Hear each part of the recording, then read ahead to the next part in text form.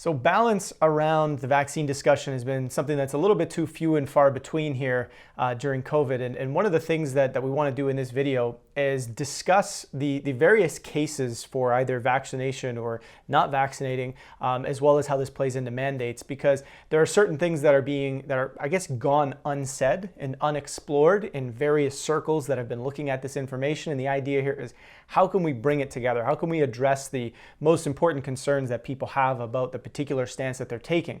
So join me here is going to be Dr. Vaccinated and David Helfrich, and we're going to kind of go through this. We all have slightly different perspectives, but before we get to those, why don't we just quickly go over, what are some of the things that we do agree on when it comes to vaccines and sort of vaccine mandates? Madhava, why don't you start with just a couple of quick points that you feel from our discussions we all agree on? Well, I would start with the most important. I think we all agree that this intervention should not be mandated. Yeah. Independent of what the science says, it's really a matter of a philosophical question, and so we all agree about that. We also agree upon the natural immunity versus vaccine-mediated immunity. That is a very good place to hang your hat when you're arguing for why you don't want a vaccine if you've had COVID before. So I would say those are the two big points where we agree, and those are two massive points. Yeah, David? 100%. And I think those are very critical points to agree upon, because if we agree that vaccine mandates are really impeding people's personal liberty and ability to make this decision for themselves and respect people's bodily autonomy, that's a great place to start, because we're coming at each other from a place of respect for each other's personal decisions. And also, if we can agree upon natural immunity being an actual thing, which for some reason in the United States, our medical establishment still is very reluctant to acknowledge, even though many countries around the world now are acknowledging the undeniable data behind natural immunity and how it's very effective, how it provides robust protection. I think those are very good places for us to start. Yeah, well said. And I would add in there just that I think we agree that being unvaccinated doesn't necessarily make you a part of the problem. This is one of the big points of contention when it comes to the mainstream discussion, is that by being unvaccinated, you're creating all these variants and you're hurting other people, and therefore your right to not be vaccinated stops when you start harming other people. And I do believe we agree on that point. I know I'm kind of threw this one in there, but how do you guys feel about that? Yeah, well, go ahead, Rod. Excuse me. Okay. We put out a lot of content that I was responsible for over the last few months that have to do specifically with that issue. To me, it is pretty clear that the vaccinated individuals, not of their own fault, but of the vaccine, are contributing to the spread of variants. And so when that gets blamed on the unvaccinated, to me, that is a gross misrepresentation of the data and the science. Number two, we also have, at least from CDC's own published reports, that the viral load in vaccinated and unvaccinated are exactly the same. And that is basically a measure of how infectious someone is and how transmissible the disease is in those carriers. So that's what I would add there. David? So I would push back on those 2 points, but before I do, I 100% agree with the point that blaming the unvaccinated or the vaccinated is not only illogical, but it's inhumane in terms of our ability to connect with each other and respect each other in what's become a very difficult situation. But to the point about, vaccinated people spreading variants, I don't think you can conclusively say that this is happening and that only the vaccinated are responsible for variants. I think what's happening, if you look at the Delta variant, for example, that developed in India when there was less than 1% of the population vaccinated. It occurred when there was a massive spike in infection from unvaccinated people, which created the Delta variant, which is still the prominent variant we have. A lot of the variants were created and developed before we even had a vaccination rollout. So while I think there's something to be said for exploring whether or not the vaccination rollout is contributing to some of the variants, which I think is a reasonable hypothesis, I think to say that conclusively, to say that all the variant spread is only because of vaccinated people is inaccurate. Madhava, any pushback there? Um, well, let's see. I want to be very brief because we want to cover a lot of stuff here, but this is the idea of emergence. Like why were the vaccine? Why were there's no variants before? And you're right, David. The vaccination level in India, where the Delta emerged, was very low. But why did it occur? I mean, they were running trials over there, and vaccines selectively, and this vaccine specifically is very, very good at allowing allowing variants to emerge. Why is that? Because the vaccine is so incredibly specific. It's not just specific to the spike protein; it's specific to a certain portion of the spike protein called the RBD, the receptor binding domain. And so we are effectively creating this filter that allows any viral particle or virus that has a slightly different RBD to escape. And that's going to be selectively chosen based on selection to therefore propagate. And we see that also with the alpha variant in the UK and the other variants in Brazil. And these things didn't exist, at least we didn't detect them a year ago. So that's what the data is showing. And I would suggest, and I'm going to become very conspiratorial here, an argument can be made, if you want to go down that path, that this would be the best way to create, diverging variants would be to create this kind of vaccine. Because not only is it very specific, it does not change viral load, it does not impede transmission. So we are effectively saying, oh, let's sort things out in the human population and see what comes out. Let's see what grows. I mean, that's kind of the way I see it. And I don't want to say, well, that's what Van den Bossche says and that's what Malone says. This is no longer a time where we can say this expert says this and therefore it must be true, because there's experts saying the exact opposite, like you're saying, David. Yeah. I'm just saying, in order to sense make, this makes far more sense than saying, well, we don't know. So that would be my response. Yeah. David, anything else before we move on to the next segment here?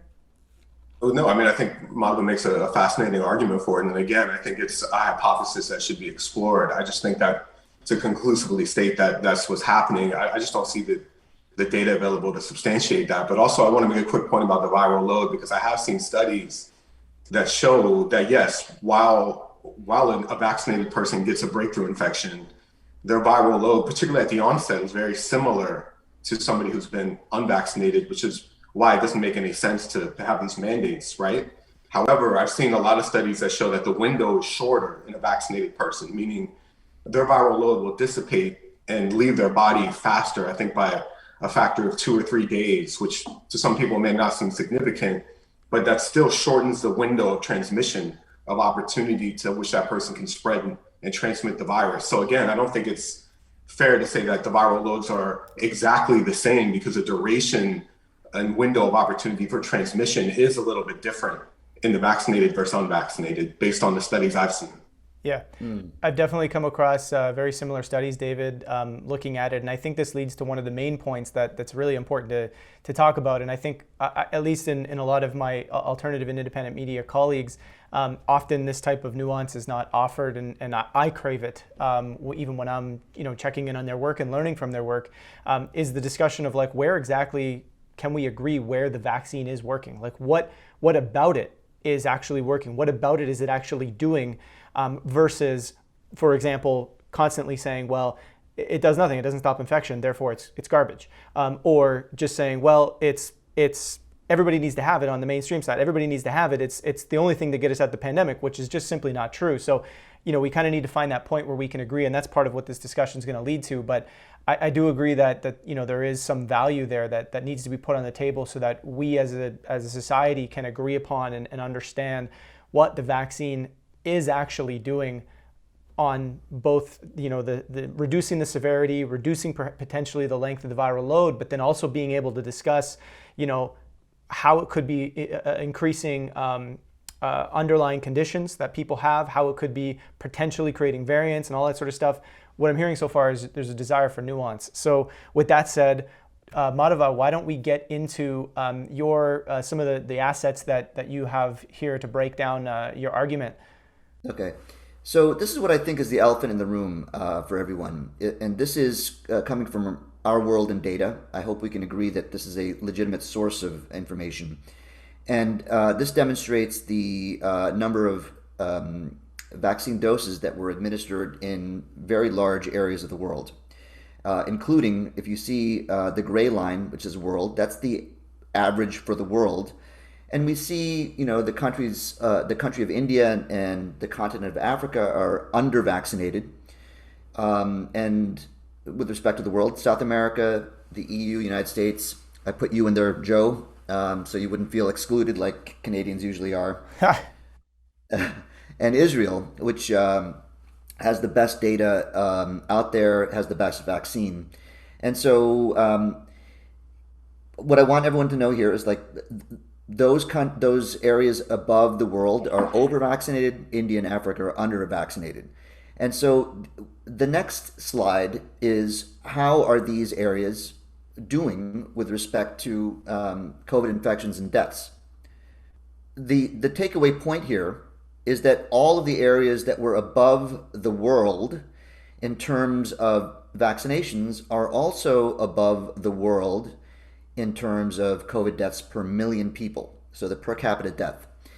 So let's be very clear here. There's lots of different factors that go into how a population does. And in our discussions privately, David brought up the excellent point of, well, what is the average age of these areas? Because age is it's a big factor in how we survive the disease. And that's an excellent point. I would like to say that Israel, India, and South America are all about the same, between a median age of 28 and 30. So we're looking at very large populations that seem to have a contradictory response or a paradoxical response to the vaccine. So when large data sets like this go ignored and not considered by our authorities, that of course makes us scratch our heads. And this is a big, big head scratcher. Next, I want to go back to our best data set that we have in terms of published data that's publicly available from Israel, because Israel has published their data. And this is an old graph from one of our SETI reports. And the blue line here is how many people who were dying who were unvaccinated, and the green is the vaccinated. The time frame is from December 20th to the middle of July. Okay, this is basically the first 6 months after the Pfizer vaccine was rolled out in Israel. And I want to make 2 points here, okay? The first is in the beginning, the green line, which is the vaccinated deaths, have this really big spike. Why is that? Well, the reason for that is that in that period, there were very few people who were vaccinated. So just a few deaths in the vaccinated would cause that graph to jump up, because we're talking about per capita deaths. So my point here is that if there was only 10 people vaccinated in Israel and one of them died, that would be an enormous jump in the graph.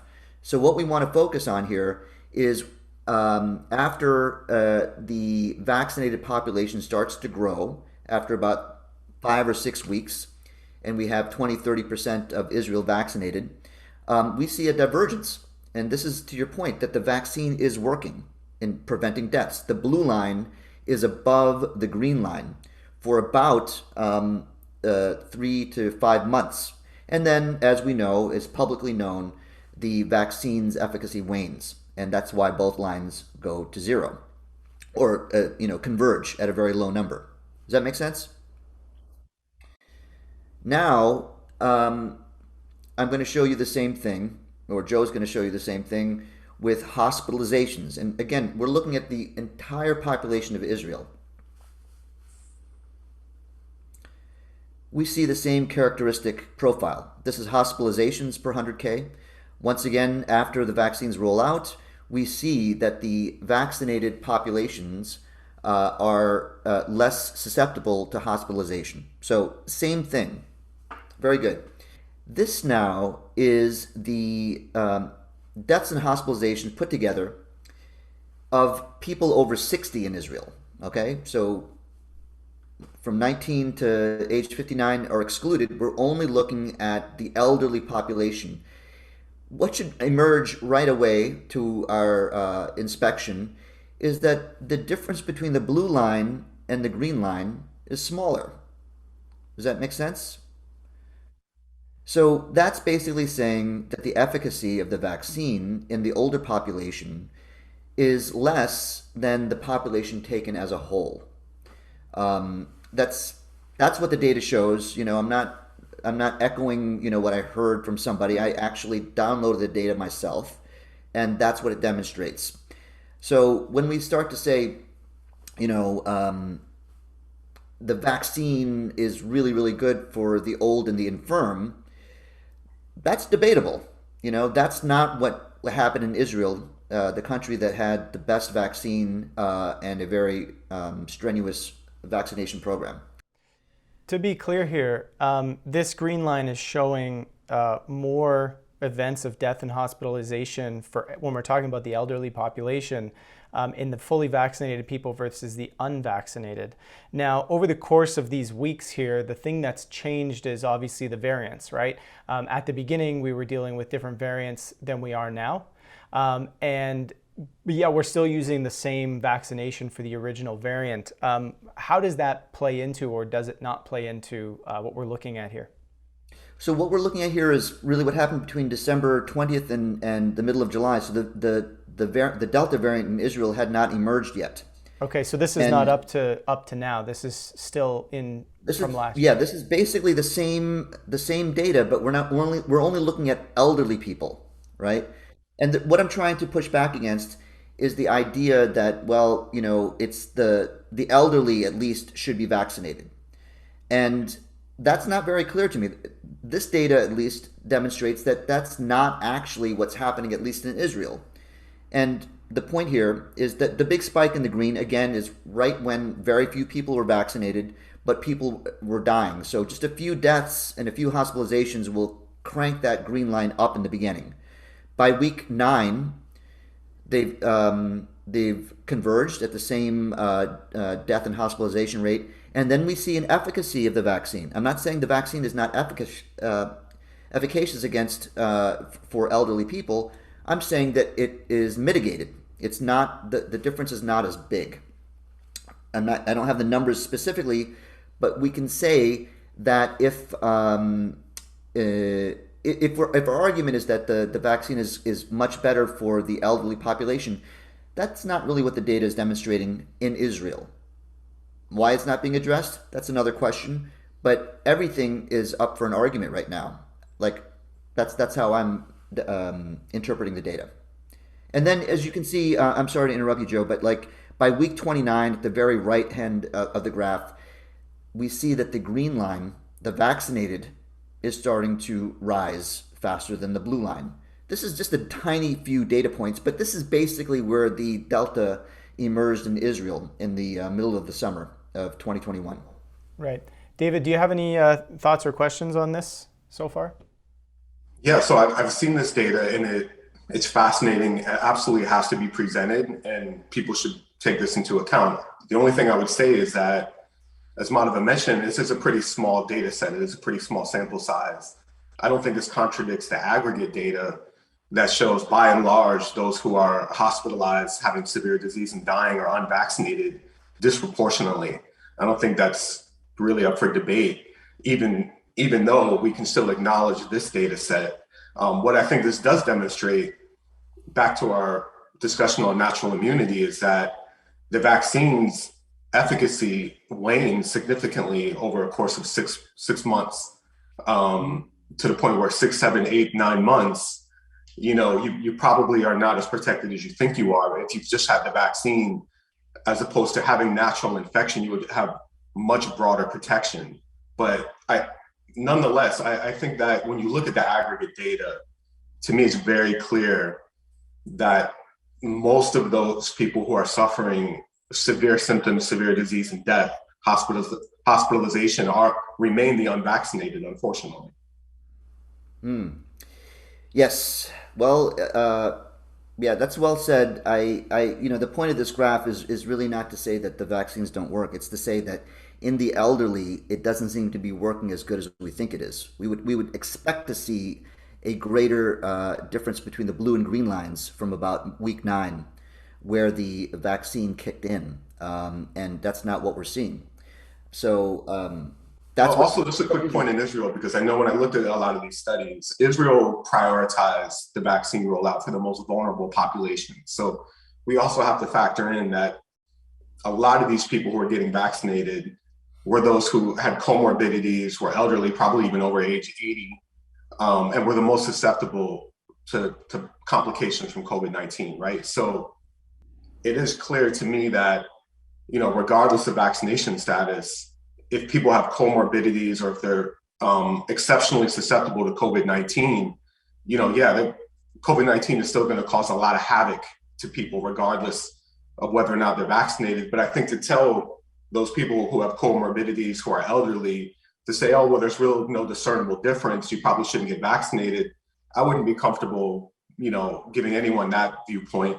But again, people need to consult their own physicians and people they trust. But I would be much more comfortable with people who I care about, who have comorbidities and who are elderly, to be vaccinated. Even though I don't think the vaccination is ideal, it's not an ideal intervention. I do think it's a necessary one for the elderly and people suffering from comorbidities. Yeah, David, that's a good point. I mean, you're the reason why your point is so good, from my opinion, is that the real comparison should be made with elderly people who are not vaccinated compared to elderly people who are. And that is something that we can dive deeper, or I'll take a closer look at the data with that, and hopefully present something in the future. But that's well said.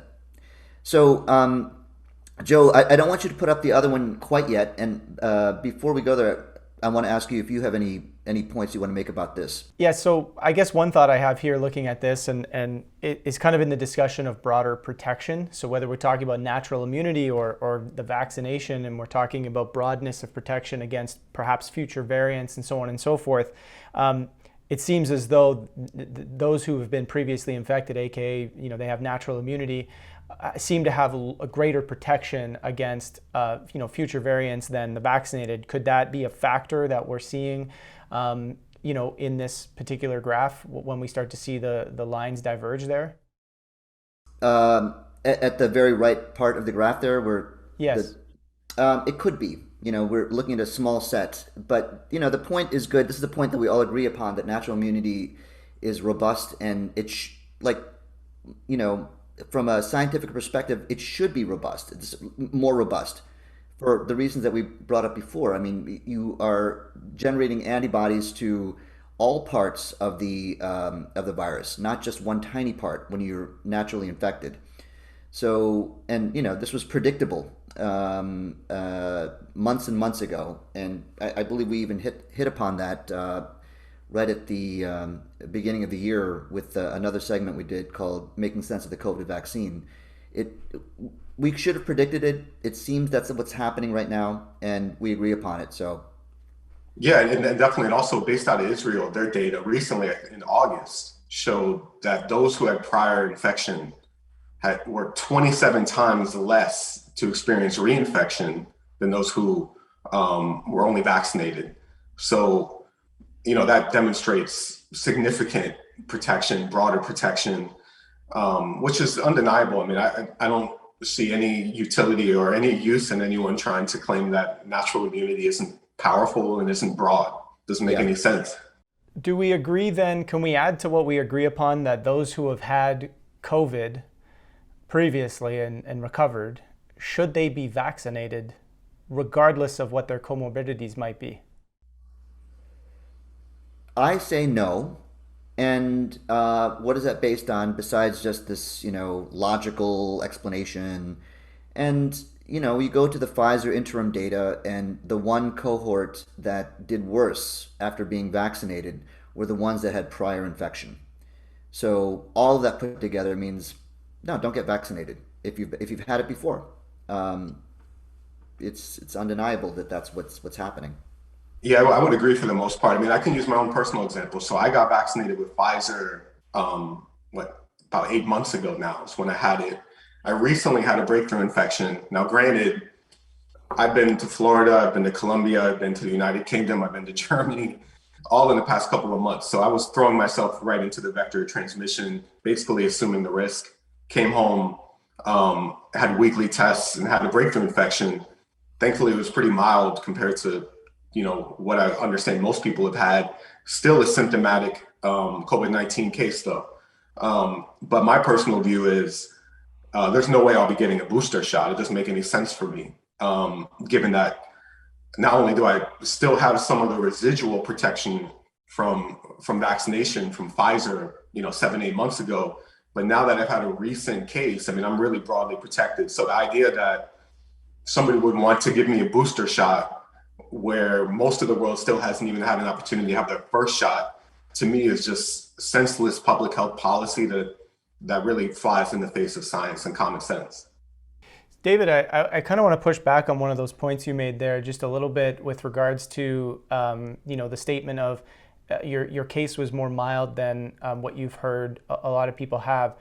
Before I do that, do you want to kind of describe a little bit about what symptoms and how you might describe the severity of them? Yeah, I mean, it was kind of the full repertoire of really the hallmark symptoms: cough, dry cough, which is actually the distinction. Because if you've had a cold, you know what sort of like a wet cough is, where stuff is coming up, versus a dry cough, which is called an unproductive cough. That's a hallmark symptom of COVID-19. Other than that, it was more, just kind of like cold-like symptoms. But the telltale sign is when I lost my sense of taste and smell, which thankfully I've recovered already. But that was clear that was, symptom of COVID-19. Right.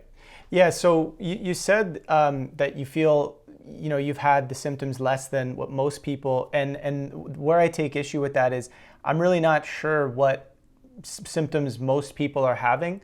And I say that because, as a journalist, I've spoken to a lot of people who had COVID, who tested positive for COVID. Now, we can also talk about the potential inaccuracy of PCR tests all day long.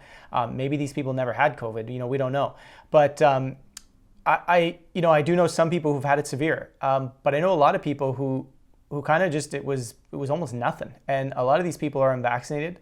There's also a very large discussion that often goes on when epidemiologists are modeling asymptomatic cases. The assumption that, many people, perhaps hundreds of millions of people around the world, perhaps even billions, have had asymptomatic cases and aka had no symptoms. So I'm wondering, in that regard, how can we really say that most people are having more severe symptoms if they're unvaccinated? Can we really know that? Yeah, well, I don't think you're right. I don't think we can. And I wasn't making the assertion that because my symptoms were mild, it was 100% because I was previously vaccinated. I think that, when you look at how people respond to COVID-19 is based on a variety of factors, right? Some of it's just genetic. Some people just are more susceptible to having symptoms, and some people, regardless of vaccination status, are asymptomatic. So it's not clear cut. I mean, people always ask me, oh, do you think because your case was more mild, it's because of the vaccine? Perhaps, but there's no way of really knowing that 100% for sure, right? Unless I had COVID while I was unvaccinated, and I can compare the two. But because everybody's body is so uniquely different and has such different intricacies in terms of how it responds to different viral infections, there's no way to really pinpoint or know. Um, yeah, I would like to ask you another question, David. In the beginning there, you said because you don't want to have the booster, and one of the reasons you said was because many people around the world haven't had the vaccine yet, and that was sort of an ethical position you're taking. And my question to you is, if everyone around the world had the vaccine and had access to it, would you change your mind and get the booster? I, if I didn't have previous infection, maybe I would look into that, but probably not, because my stance from the very beginning of the booster shot was, because I consider myself in a fairly low risk category, I don't think I need the extra protection. What I've seen is that even though the efficacy of the vaccines wane after 6 months, it still provides the residual protection against severe disease and death, which in my personal case, I don't have a lot of concern with anyway. So, so to answer your question, no, I probably wouldn't get the booster shot anyway, but I definitely wouldn't get it now. My issue with equity of the distribution of the vaccine is this, is that if you believe that vaccinations are efficacious and you believe that it's a tool, just one tool, not the definitive tool that's going to end this pandemic, but just one tool, then it has to be a global effort. We can't just hoard vaccinations in the United States or the UK and expect we're going to, gain any inroads on ending this pandemic if most of the global south still doesn't have access to efficacious vaccines.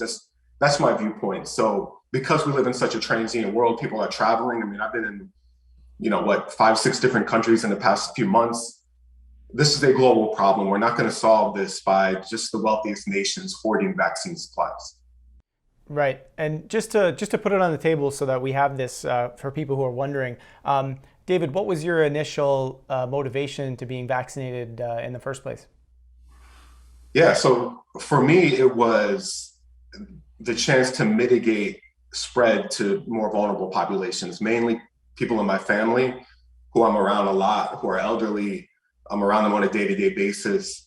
I wanted to get vaccinated to mitigate my chance that I might spread it to them, even though that mitigation wouldn't be completely eliminated just by virtue of being vaccinated, obviously. I think particularly at the beginning, when you're 6 months within that period, you do have a smaller chance of transmitting it.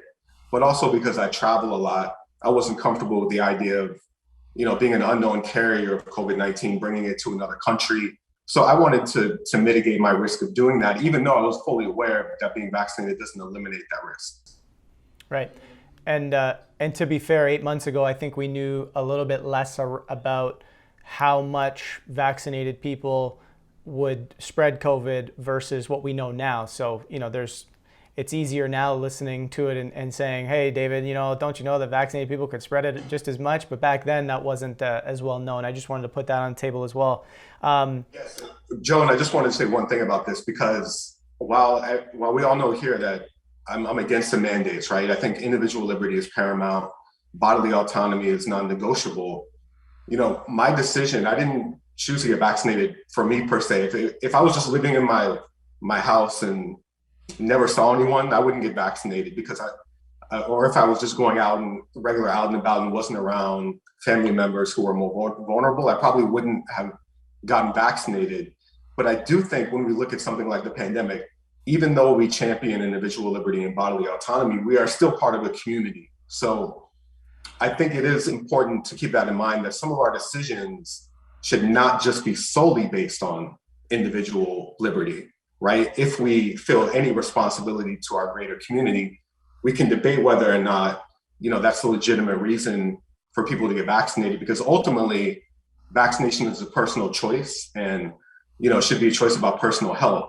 But we live in such an interconnected society that we do have to keep in mind, what responsibility do we have to the greater community? I think that's a valid question. Mm-hmm. Yeah. Here's another point, right? You were traveling around the world, and you were vaccinated, and there are enormous travel restrictions placed on people who are unvaccinated. Yet you came down with the disease anyway. So that would be where I would push back against, not against you and your decision, but like against travel mandates or vaccine mandates, because if that's what they're supposed to do, then you should have been protected. And I'm not saying you're the one case that proves it all wrong, but it's not a foolproof method at all for preventing infection. And I am not vaccinated, and I've been traveling, not to where you've been, but I've been across the country several times. And I work with nurses who are exposed to sick patients, and I never contracted the disease. So it's just I'm not. It's not like I'm proving you wrong, but it's to be it's a point that can be argued from both sides. For sure, but I just want to make a point on that, because you're right. I did still pick up pick up COVID-19, what, 7, 8 months after being vaccinated. However, the point of vaccination is not to prevent infection. I think we all agree on that. Like, if you're vaccinated, you can still get the disease. Everyone knows that. 101 immunology, right? Point of it is to prevent against severe disease, hospitalization, and death. That's the primary utility of the vaccine. However, that said, I agree with you. That's why I'm against all the travel mandates. It's because you can't just say that simply because people are carrying around their CDC card that somehow, they're not going to spread COVID-19. We all know that's not the case. So these mandates don't make sense in that regard, even if it is true that being vaccinated with the more efficacious vaccines doesn't mitigate transmission. Now, obviously, we disagree on that. But the primary utility of the vaccine is not to prevent all infection. That's never what a vaccine has been capable of doing. So do we all agree that COVID vaccinations can and may reduce the severity of symptoms for, we'll just create a range here, maybe between 5 to 7 months. But then after those 5 to 7 months, a very good case could be made that, the vaccinated and the unvaccinated are almost equally at risk to death and hospitalization. Do we agree on that, or do we have contention there? That for me, I would agree with that. I do believe the vaccines are efficacious for a short period of time, whatever that short means. In a lifetime, it's very short, right, for several months, unless you die suddenly from some cause. So I would agree with that. But the point here is that now it's a different game because now there are variants. It's not the same virus anymore. So especially with respect to this vaccine. So it's not merely a matter of boosting and getting up to speed anymore. We have to look at this differently. Yeah, 100%. And I think I would agree, Joe, with the idea that after 6 months, the efficacy of the vaccines clearly wanes, particularly in preventing infection. I do think there's residual protection against severe complications from COVID even after 6 months. But this is a fluid situation. It's prudent to be open-minded, right? We can't just. This was very difficult and frustrating about the situation is that because this is an ever-growing, ever-evolving situation, we can never be too certain about anything at any given point. We have to allow ourselves to be open to other viewpoints. If it turns out that the vaccine has no utility after 6 months, we have to be open to that. And then we have to also ask, is there an incentive from the pharmaceutical companies to engineer a vaccine so that it wanes after 6 months so people have to continually take it, which would obviously be very advantageous to their bottom line, right? So very complicated question that doesn't have an easy answer. Right. Yeah, and just to add to your comment there about how things change so fast, one perfect example of that is the discussion of indoor spread of COVID amongst households. Back when we had the initial variant, studies were showing it was about 25% chance, right? So you could have a family of 4, one person comes down with COVID, the chances that anybody else in the house gets COVID was very small. And to be quite honest with you, I spoke to a lot of people, probably hundreds of families over the course of the initial stages of COVID, and that was typically the case. One of them got COVID. Now that study may not be as valuable with the Delta variant, where I'm seeing now if one person in the household gets it, pretty well everybody else does as well. And so that's kind of shown how this situation could change so fast. And we always kind of need to update our information on what's going on there. Madhava, do you want to continue with some of your assets and points there that you have? Yeah, I believe we're nearing the end of my presentation. So Joe, what I would like you to do is to put that same one up on the put the same one up that was just up before, because I want to make a comment and then go to the next one after that. So again, the blue line is the unvaxxed, the green is the vaxxed, and we see there's efficacy from week 9 to about week 19. Now, here is a very new point that I would like to present to your audience and to both of you, which is in the trials and the way we are tabulating data. When we say that someone is fully vaxxed, it means you have to wait until they've gotten both inoculations for the Moderna and Pfizer, the widely used vaccines around the world, especially in this country. And we use those numbers to calculate efficacy. Why do we use those numbers? Well, we're being told that that's when the vaccine really kicks in, is that after you get your second dose, now you're vaccinated. And this is a weird way of determining efficacy of an intervention, because the intervention actually started with the first dose, right? And all of the infections and hospitalizations with people who have been inoculated with the first dose, they don't get counted as a vaccine failure. My guess is that in some data sets, they're being included as unvaccinated injury because they're not fully vaccinated. In Israel, however, they did not include those particular patients or people in the unvaccinated group or the vaccinated group. So what I did is, because Israel has been very, very clear and open, where they start talking about who got sick after the first vaccine, but not after the second. If we look at that data, and my point here is that it's very important to examine this data set, and that's what I would like to put up next, is the very last asset. This includes now people who have been partially vaccinated, people who have gotten infected after getting the first dose. And this is something startling. Do we all see this? This is the yellow line now. Okay, the yellow line is the per capita hospitalizations and deaths in people who got the first dose but not yet the second dose.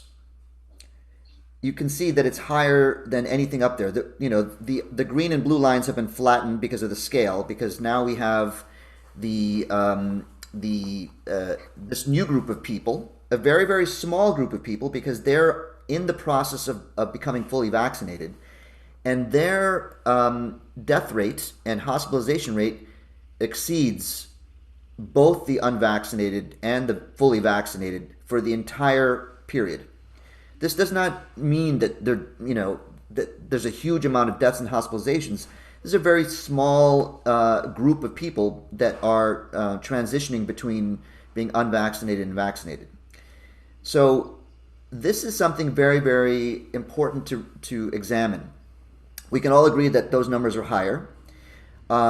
Secondarily, the reason why I want to bring this up is that if there was no risk whatsoever, an increased risk of being partially vaccinated, then it would be reasonable to only look at deaths and hospitalizations after the second dose.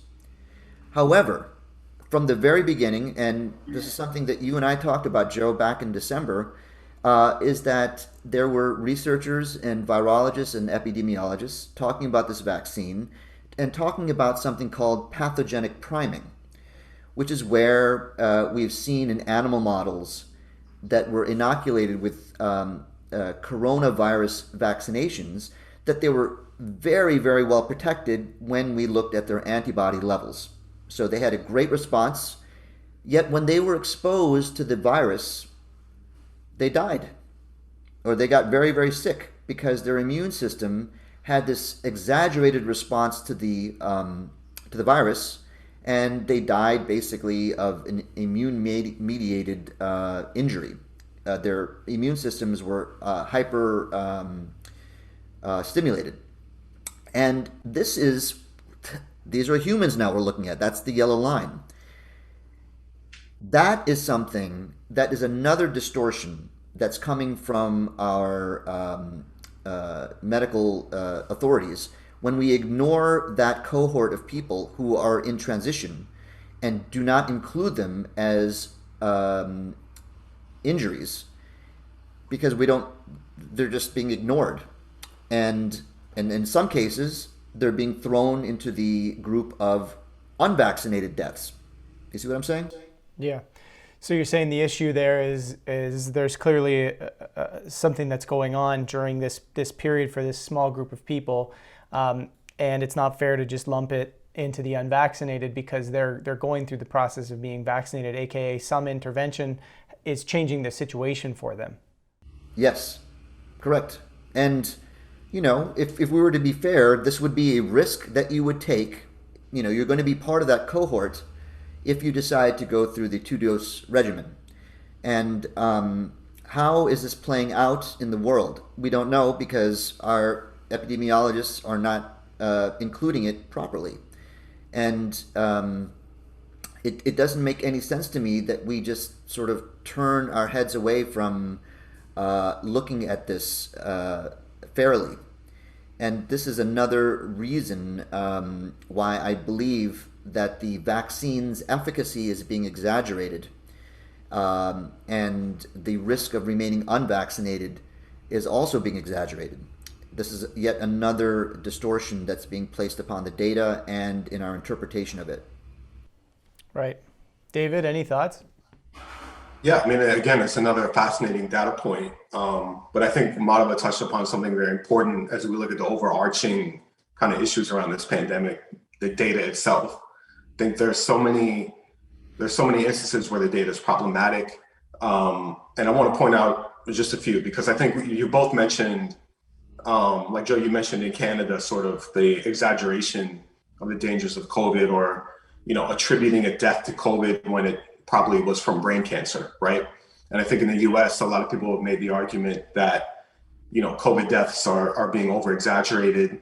But we all, to that point, if you accept that, we also have to acknowledge that in a country like India, where independent journalists for over a year now have been sounding alarm about how Modi's government has been underreporting infection and COVID-19 deaths, we also have to acknowledge the data being manipulated there as well. So Madhava, when you, in one of your initial slides, when you're comparing India, Africa to the UK and US and Brazil, these are very difficult data sets to quantify and to try to coalesce together and make sense of, in my opinion, because of the inherent issues with the data collection and the data reporting, particularly in a country like India, which is run by an arguably authoritarian leader like Modi, who has incentive to underreport to make it seem like he's doing a great job with the pandemic.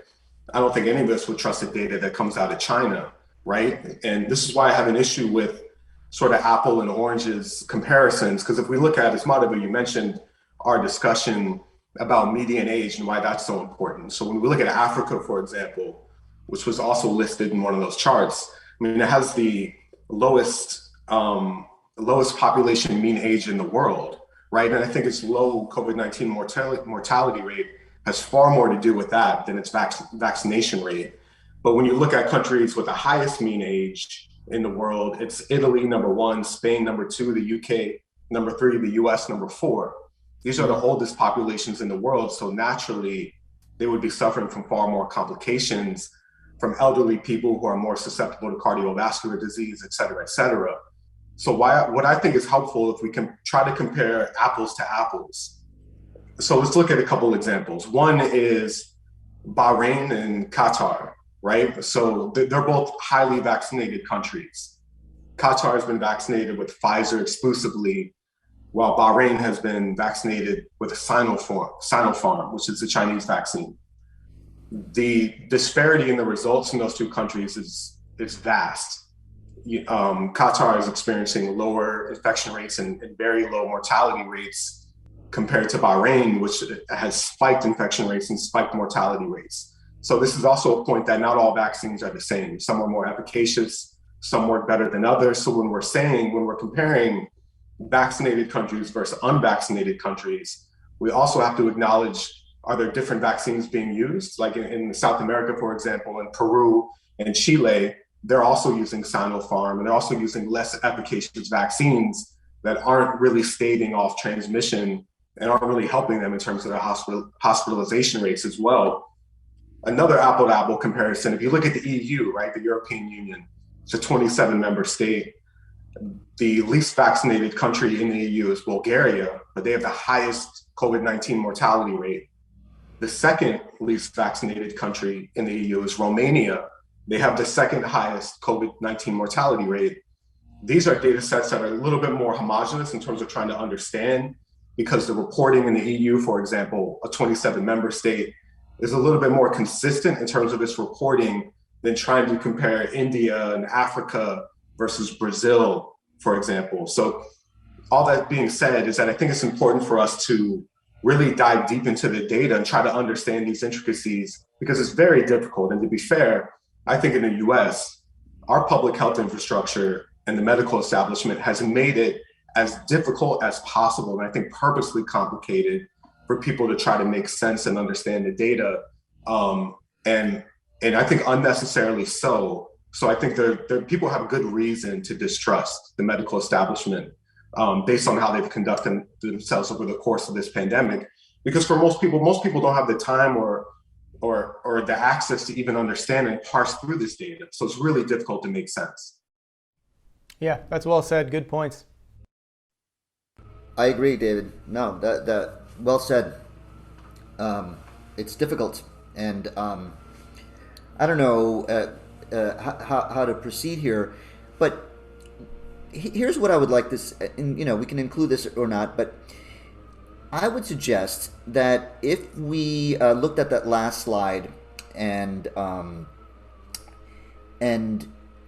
we look at Joe, put up the slide that has the deaths in our world data. I think it was the second one. This is what I want to potentially talk about here, and this goes down to bias, right?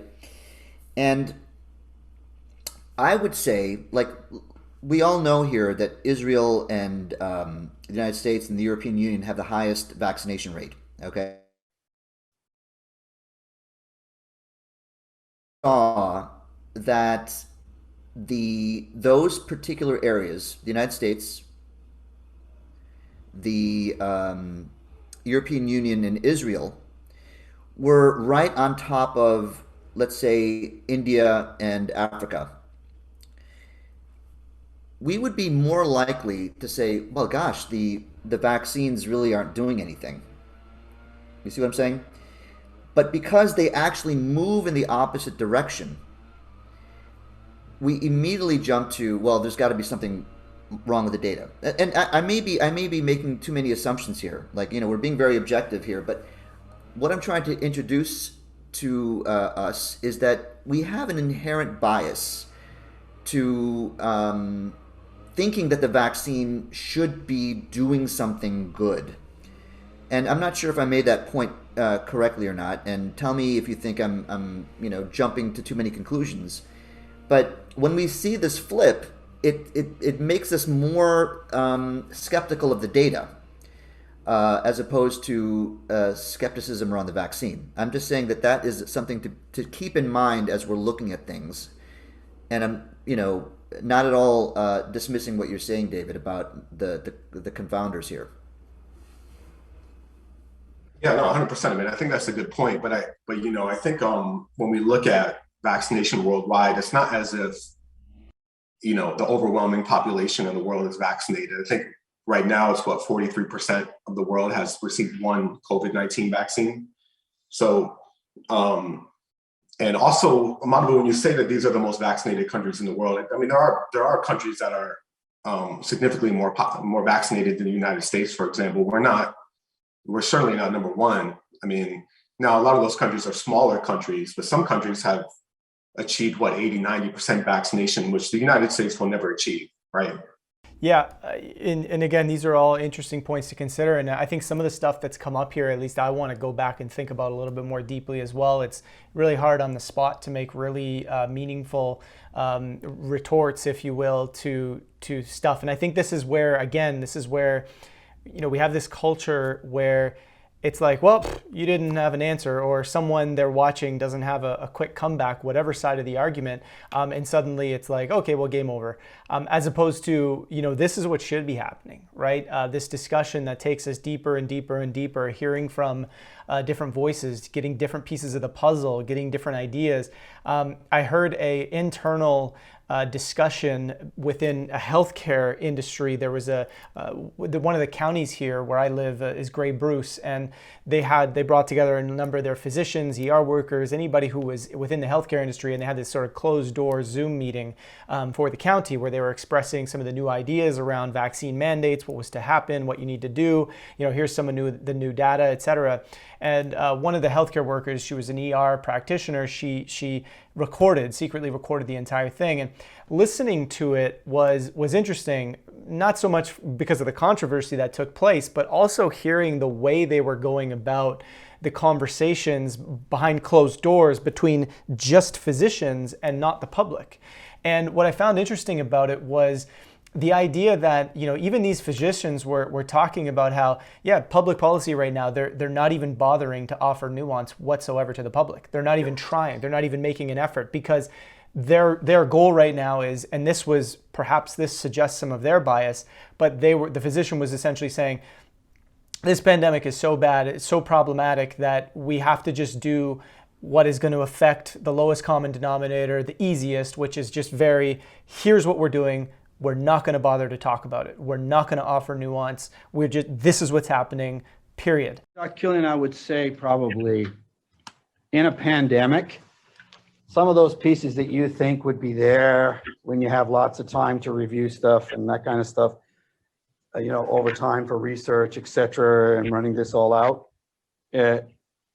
it's quite normal to have it if you have lots of time. But in a pandemic, they're going to pass mandates, and they're going to pass laws, and they're going to pass directives as needed to manage that pandemic.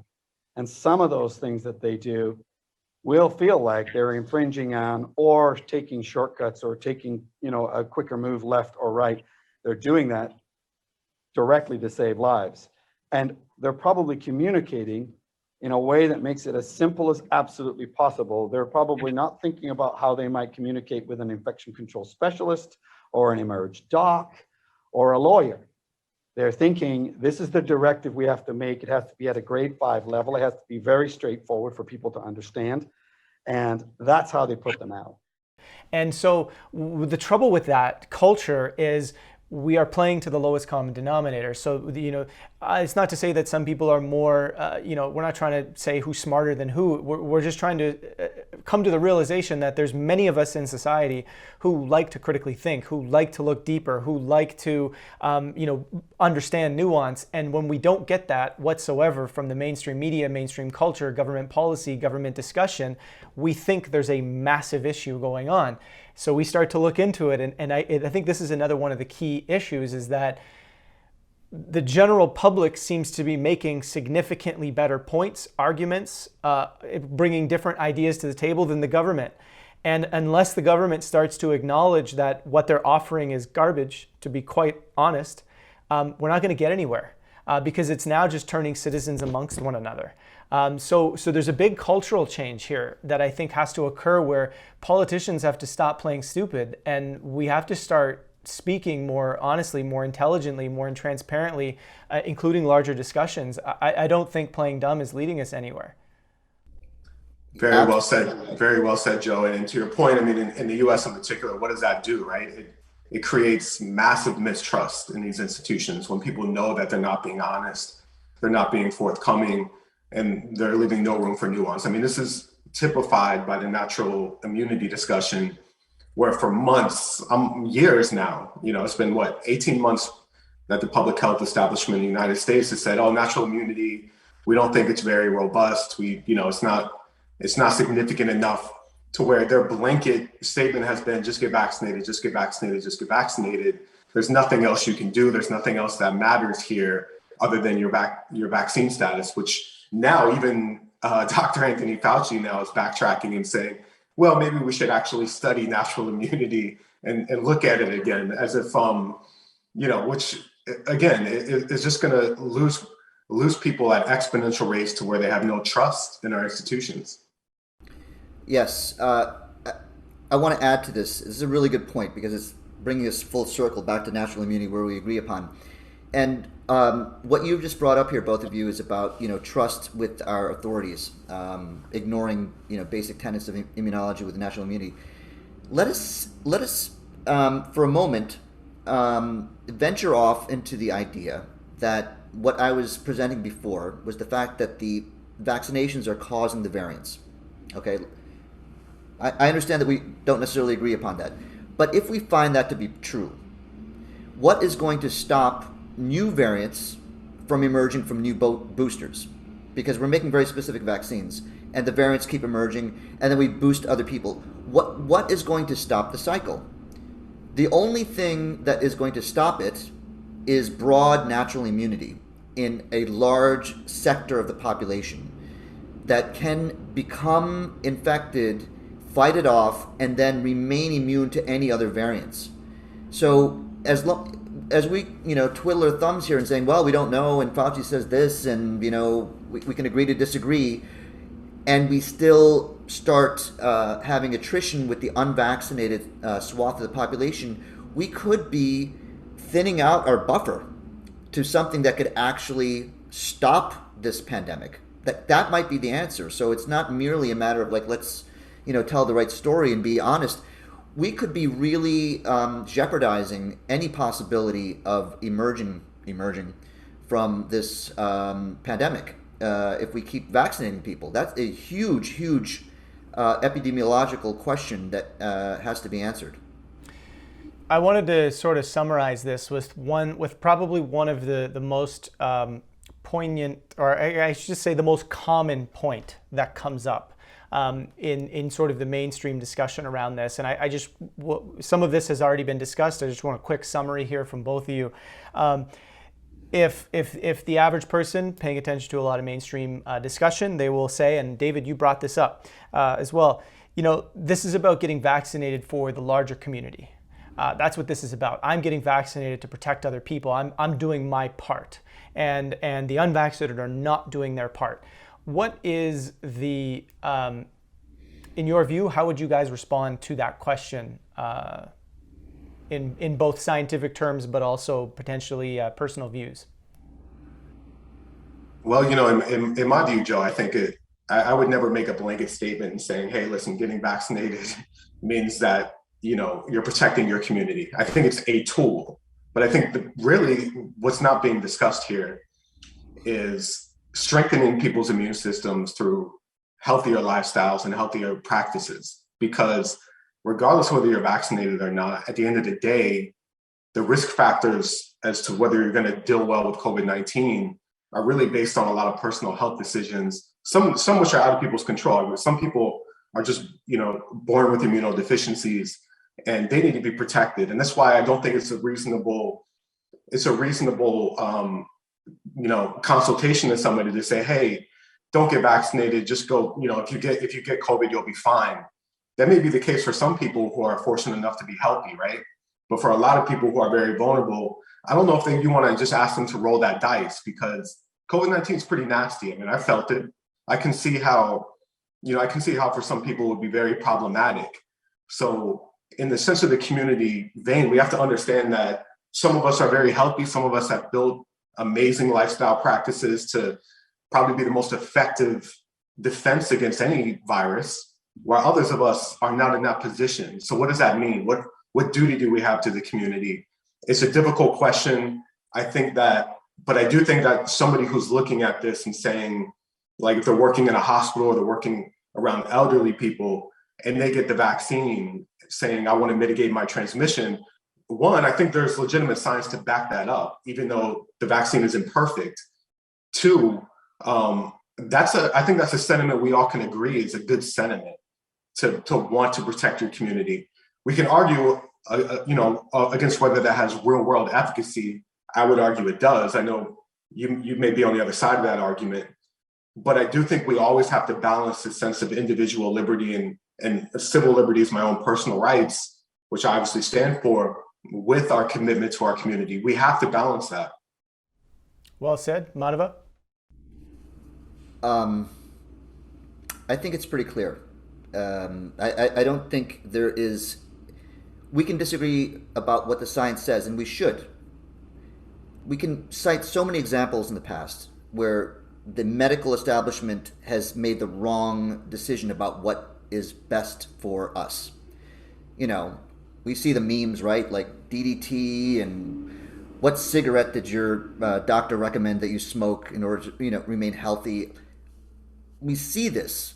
We know that we don't know the answer right now. And this is why, because we cannot know exactly what the answer is, doing your part means doing what you think is right. If we eliminate that and say, no, what is right is what I say is right, that is not fair, and it may lead to the wrong endpoint. So it doesn't really matter, honestly, what the science says today, because the science today could be wrong, and the science tomorrow could be right. So knowing that that has always happened, and that there's enormous uncertainty about this, like what I just brought up here is that I'm saying, like, getting unvaccinated, remaining unvaccinated may be the answer. That's what we're saying here. So it is ridiculous to say that in order to do your part, you have to get vaccinated. We don't know that. We don't know that at all. It could be the wrong thing to do. So how do we proceed? Well, get people to choose for themselves. I mean, that's the only answer. That's the only logical and ethical position to take here. I'm sorry. That's what we know. As as a physician and someone who really looks into this, is that we don't know. So please don't tell me what to do, because you may be excising the only solution we have to this by getting me vaccinated by law. Well said, and I've heard a number of epidemiologists that are world-renowned agree with that sentiment, and it's something to consider, absolutely. And I think, again, with that, this is where I make my my pat on the back to everything that we're trying to do here at the Pulse. Subscribe to this channel, because what we're going to bring, one of the most important pieces to making your own decision, is being able to look at balanced information and really think about it and really develop that within yourself and understand it within yourself, as opposed to, well, I heard mainstream media, I just believe what they say, or I heard this one alternative doctor something and I believe what they say. It's upon us to develop the way we think about things, improve our discernment, improve the way we understand and think about information from a more systematic point of view. And that's what we're focused on helping to do here. So be sure to subscribe to this channel. We hope you liked this conversation. Thank you, Madhava. Thank you, David, for participating and sharing everything that you guys did. I think it was a very meaningful and productive conversation, and yeah, looking forward to more. For Thank sure, you, man. guys. Always good to be with you both. I appreciate the conversation. Yeah, that was awesome. Yeah, thank you everyone for tuning in. Please let us know how we can do this better, how we can help each other, and how we can help you. So thanks for tuning in. That's it. That's all.